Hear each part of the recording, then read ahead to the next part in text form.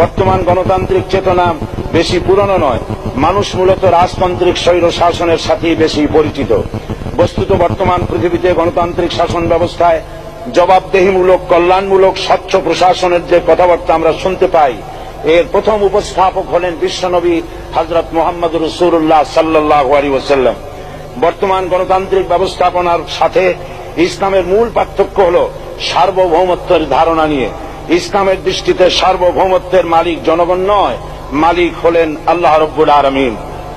কিন্তু সরকার গঠন ও পরিচালনা জনগণের ইচ্ছার ভিত্তিতেই হতে হবে।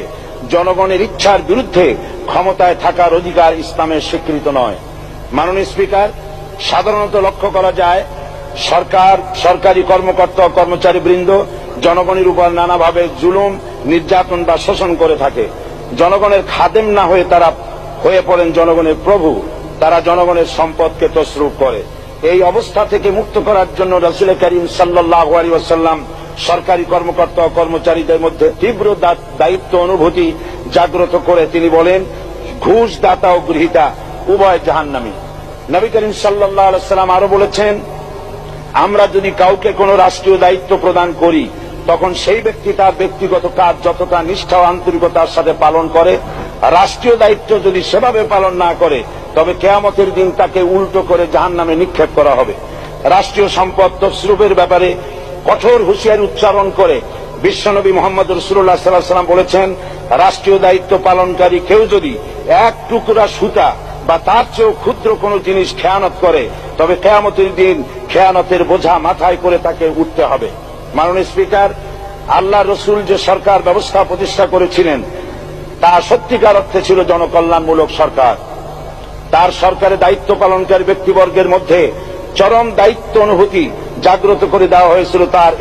এটা সম্ভব হয়েছিল কেবলমাত্র আখিরাতের তীব্র বিশ্বাস ও মহান আল্লাহর দরবারে জবাবদিহিতার অনুভূতির মাধ্যমে। মানুষের নিকট জবাবদিহিতা পাশ কাটিয়ে যাওয়া যায়, কিন্তু আল্লাহর নিকট জবাবদিহিতা পাশ কাটানোর কোনো সুযোগ নেই।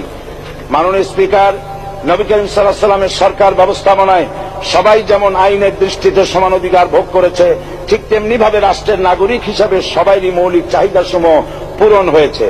ঋণগ্রস্ত এতিম অসহায় জনগণ রাষ্ট্রীয় তহবিল থেকে সহযোগিতা লাভ করেছে। মূলত এটা জনকল্যাণমূলক সরকারের ধারণা বিশ্ববাসী তখনই প্রথম অবলোকন করে। মাননীয় স্পিকার, নবী করিম সাল্লাল্লাহু আলাইহি ওয়াসাল্লাম সরকারি কর্মকর্তাদের বিরুদ্ধে কোনো অভিযোগ পেলে তখনই ব্যবস্থা গ্রহণ করতেন। আইনের চোখে সবাই সমান, এবং এ কারণেই শাসকদের আত্মীয় স্বজন কারো পক্ষে সম্ভব ছিল না জনগণের উপরে জুলুম করা। খলিফা ওমর রাদিয়াল্লাহু তাআলা আনহুর এক ছেলে অপরাধী প্রমাণিত হলে সে দণ্ডভোগ থেকে রেহাই পায়নি, এমনকি এতে তার মৃত্যুদণ্ড হয়েছিল।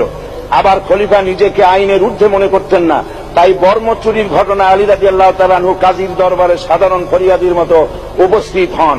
নিজের ছেলে ও চাকরের সাক্ষী যথেষ্ট না হয় কাজী খলিফার বিপক্ষে রায় দেন। এখানে বিচার বিভাগ ছিল সম্পূর্ণ স্বাধীন এবং শাসন বিভাগের নিকট তার কোনো দায়বদ্ধতা ছিল না। মাননীয় স্পিকার, এসব হলো ইতিহাস।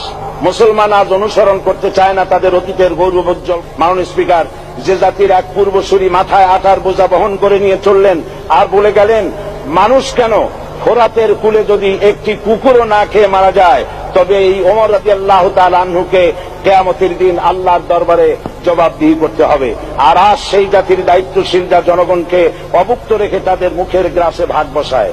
জনগণ তাদের নিকট উপস্থিত হলে মনে হয় যেন গোলাম প্রভুর দরবারে উপস্থিত হয়েছে। আর অহেতুক